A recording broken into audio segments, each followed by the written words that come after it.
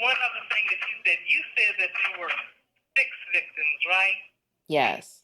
I was under the impression that there were 7. So who was the 7th victim? Teara Ann Bryant. Apparently, there was a 7th victim of the Freeway Phantom murder case. This victim was mostly spoken about amongst the agencies, not publicly. There is not enough sufficient information on why Teara Ann Bryant is not included on the reward poster or discussed in articles or reportings regarding the Phantom case. The federal agency in the United States grants every living person the right to request a FOIA or FOIA. FOIA is an acronym standing for Freedom of Information Act. It provides access to the given agency's records. Upon request, partial to full disclosure of information and documents are released to the individual requesting it. One of the first things we decided to do was put in a FOIA request. It took close to 2 months to get a response. The document included 16 pages of information. Every agent's name assigned to the case was blacked out, as well as the unit chief's name. The FOIA stated, "It should be noted due to the lengthy period of time between the incidents and the renewed efforts requested by the MPD, much of the material has been destroyed or archived." The FOIA did provide us with enough information to be able to confirm everything that we had researched, as well as facts on the alleged 7th victim. It's been a couple of months since the last victim was found during September 1972. Sadly, just after Thanksgiving, on November 26, 1972, another victim was discovered. 18-year-old Teara Ann Bryant was from North Brentwood, Maryland, located next to the border of Washington, D.C. Bryant was just released from the Prince George's County Hospital in Cheverly, Maryland. She was treated for a minor medical issue and decided to leave the hospital instead of waiting for her ride. She called home where her brother would answer, telling him that she would take the bus home and there was no need for their mother to come pick her up. Let's listen to Ms. Romaine Jenkins discussing the Bryant case. Okay, now she was a PG County case, and I guess, and I found out about her after I reopened the investigation. I didn't know about her case either until I reopened the cases. And some of the detectives who had worked on the task force told me about her. And she was 18 years of age.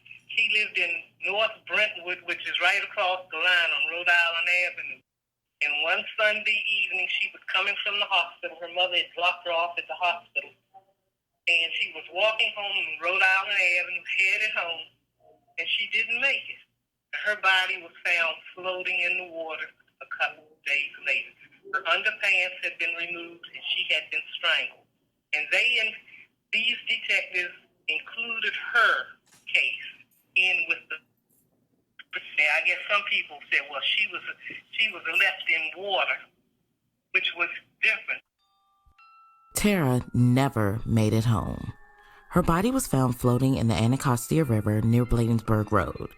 There were a couple of clear differences between Bryant and the 6 prior victims. Nevertheless, there were always clear differences surrounding all of the cases. But you know what? That isn't different. Brenda Crockett went to the store with no shoes on, and the soles of her feet were clean.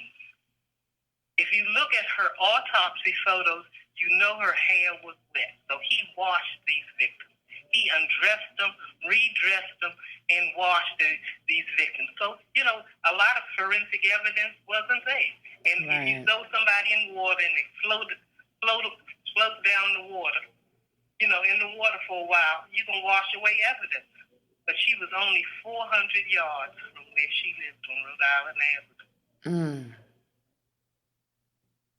So do you think that the murderer washed these victims to erase the evidence, or because he has maybe some type of sick fetish or something of that nature? No, he was trying to wash away any evidence that was there. A neighbor saw Bryant walking towards her home that evening, coming from the direction of the hospital. What could have happened in that short amount of time? The better question, was Teara actually a victim of the Freeway Phantom or just another girl thrown into the Phantom chaos?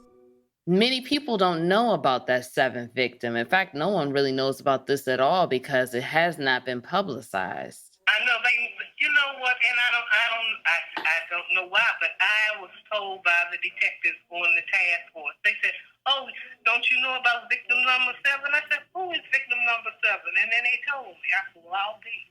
But and so a lot of people when I bypassed the cases to go to the FBI, I included Teara Ann Bryant, and the FBI did not exclude her.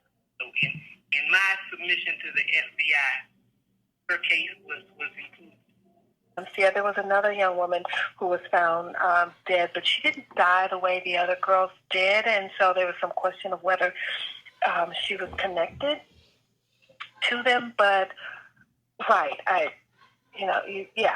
at least 6 times. At least 6 times. And the fact that nobody saw anything, allegedly, that these girls were dumped on the road. And so there's so many coincidences with this story. That was journalist Miss Cheryl Thompson. This wouldn't be the first time the Phantom would be given credit for a murder that he did not commit. Here's a native Washingtonian resident, Miss Barbara Swain. How did you know Angela Barnes? So I knew Angela from our neighborhood. Like, she didn't live in my area, but we had the same friends that hung out on the wall across the street from where I lived, and then I knew her from Hartfield High School. Okay, so we were in the same grade. Oh, okay. So do you remember anything about her? If you do, could you tell me a little bit about her? Well, what I remember most about her, she used to be a very nice dresser. She used to have all the clothes, that came out. And she dressed really, really nice. And she was a beautiful brown-skinned girl. Her hair was always in place. And she had a very and when that happened, everybody became so afraid because we didn't know who it was. And so it kind of kept us in the house. And we were not trusting too many people. That was like everybody thought that Angela must have knew something. Right. So do you believe that the ex-cops who killed Miss Barnes could be the Freeway Phantom? That's not too far fetched. Because it's interesting that they wouldn't stay on the force, and only somebody with a lot of power, I believe, could get away for this long with that. 2 former Metropolitan policemen were later convicted for the killing of 14-year-old Angela Denise Barnes. Police said the Barnes case was unrelated to the other Freeway Phantom victims. The former police officers' names are Tommy Simmons of Temple Hills, Maryland, and Edward Selman of Washington, D.C. Angela Denise Barnes lived in Southwest Washington, D.C. On Tuesday, July 13, 1971, she was reported missing after she never returned home from a walking trip from her girlfriend's house. Angela's body was found on July 14, 1971, in an area off the shoulder of Maryland Route 210 west of Waldorf, Maryland. The city of Waldorf is in Charles County, Maryland, which is south of Washington, D.C.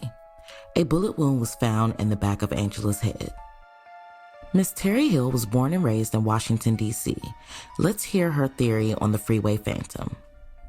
But in my head, I'm thinking it has to be somebody that has records to how much of a coincidence can it be for 3 or 4 girls' middle name to be Denise? Really?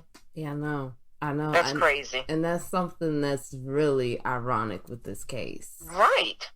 It really is. Yeah, so to me, I'm thinking, well, it's got to be somebody that has records, names, that worked in the school. It could, and that was another thing, even back then they had police officers or what do you want to call them? What did we call our guy down at HD Wilson? They were security. Some of them weren't police, some of them were, but they still could get access and find out anything they wanted to find out. As a security guard? Yeah.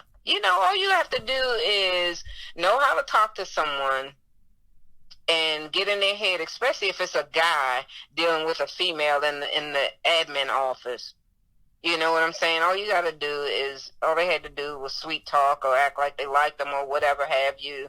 And that's just my own thoughts, but sure, you can have access to anything, if you ask me, as far as security was concerned. And they had to have some type of, say like a student got caught in the hall skipping class. They have to take you to the main office. They have to write up a report, so they have your name and anything else that they may need information-wise from administration. They could get it. All of them were. If you look at the victimology on all of them, people describe every last one of them as being, very shy. Yeah. They were very shy. Right. So it was like, even though people would say, well, maybe the older ones would get in a car or something like that. But no, I think they were more streetwise than that. And so I don't believe that. But whoever it was did know the community. He knew he could operate within our community and get away with it.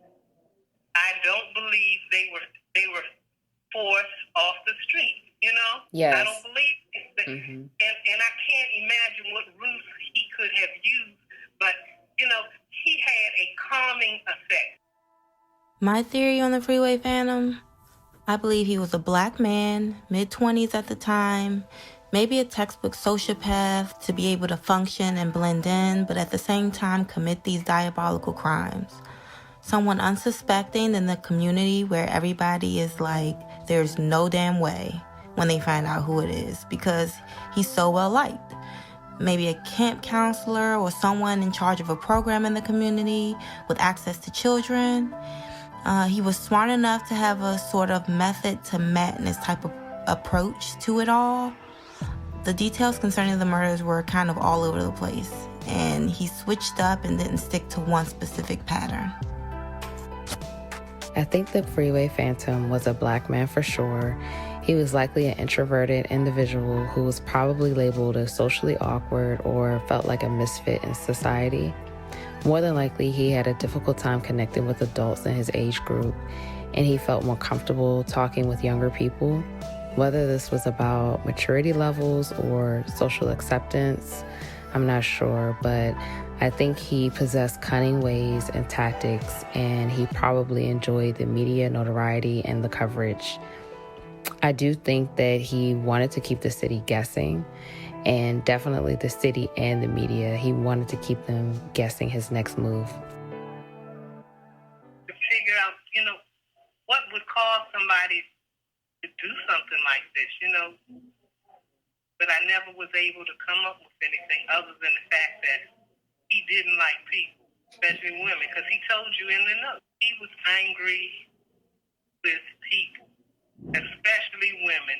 And if you think women are the only people he killed, I differ with you. Did other murders, no doubt in my mind.